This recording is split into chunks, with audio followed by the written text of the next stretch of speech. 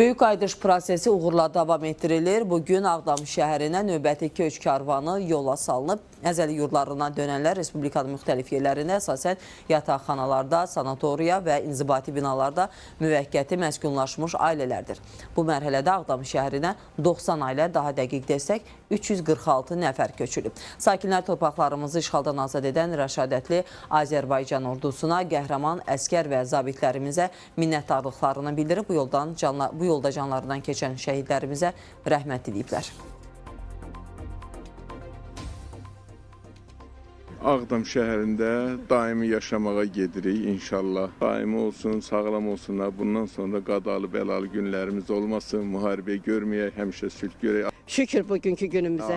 Şadıq ki, torpağımıza gedirik. O cür oğulların hesabına, dövlətimizin hesabına. Çıxanda 3 nəfər çıxmışdıq.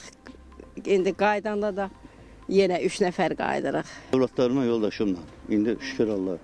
Gəlimdə 6 nəfərdir, 10 nəfərlə gedirəm. İşləyəcəyik, dövlətdir, sağ olsun, işlə təmin olunacaq.